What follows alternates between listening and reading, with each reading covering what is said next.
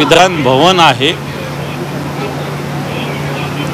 महाराष्ट्राच्या जनतेच्या मनात याचं एक स्थान आहे आणि असं असताना इथं कोणीही मारामाऱ्या करणं अतिशय चुकीचं आहे आणि मी याला विधानमंडळाचं गलथान कारभार, गलथान सुरक्षा व्यवस्था यालाही दोष देईल।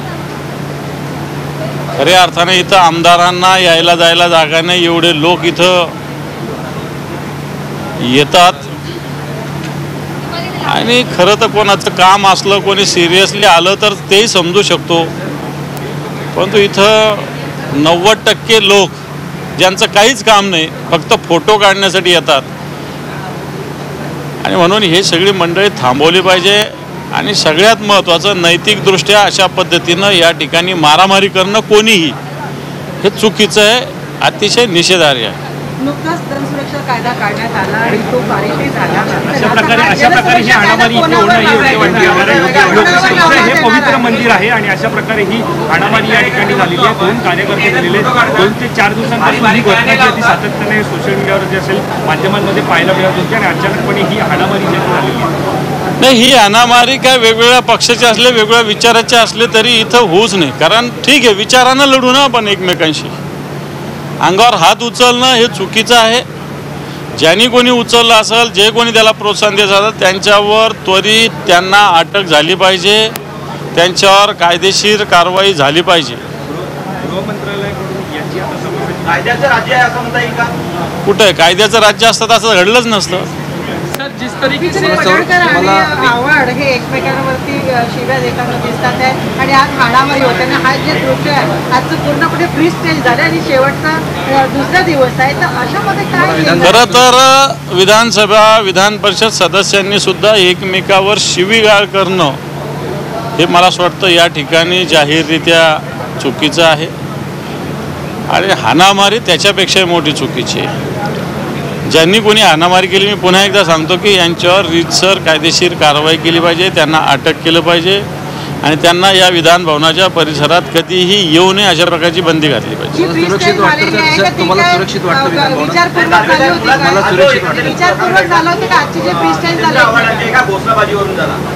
मंगळसूत्र चोरांच्या म्हणून त्यांची घोषणाबाजी होती, हा मंगळसूत्र प्रकार तुम्हाला काय माहिती आहे का? काय नाही, माझा जी माहिती आहे जितेंद्र आव्हाडांनी जी घोषणा केली, जे गोपीचंद पडळकर आहे त्यांच्यावर काही वर्षापूर्वी ते राजकीय कार्यकर्ते होते नव्हते मला माहिती नाही, परंतु अशा पद्धतीनं काही चोरीचा गुन्हा त्यांच्यावर दाखल झालेला होता।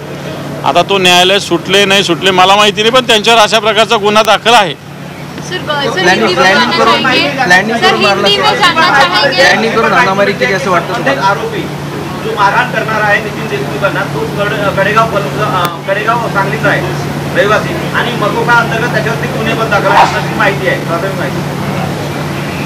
मकोका अंतर्गत असल्यावर माणूस थोडी बाहेर असतो, गुन्हे कोणावर दाखल असेल त्याच्यावर कारवाई करावी, कोण नितीन देशमुख असेल नाही तर कोणी असेल, मी सांगितलं कोणी असो व्यक्ती, कोणत्याही पक्षाचा असो, कोणत्याही विचार असो, त्याच्यावर कारवाई व्हावी। विधानसभा के प्रांगण में अगर इस तरीके से मारपीट हो रही हो, विधायक के कार्यकर्ता आपस में भिड़ रहे हो, तो बड़ा सवाल खड़ा होता है कि जहाँ पे कानून बनता है वहीं पे लोग आपस में मारामारी कर रहे हैं, आम जनता कैसे सुरक्षित रहे? बिल्कुल, जिस प्रकार यहाँ विधान भवन के एरिया में जिस प्रकार जो हुआ है ये गलत हुआ है।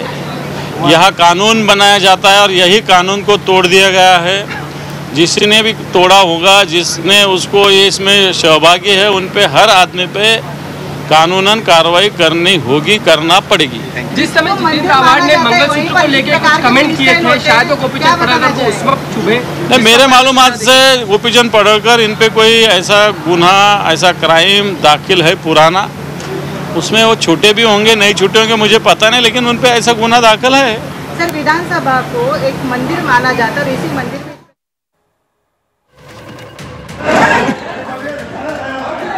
रामदास दानवे यांची ही प्रतिक्रिया आपण ऐकलेली आहे। दोषींवर कठोर कारवाई होणं गरजेचं असल्याचं दानवे यांनी म्हटलेलं आहे।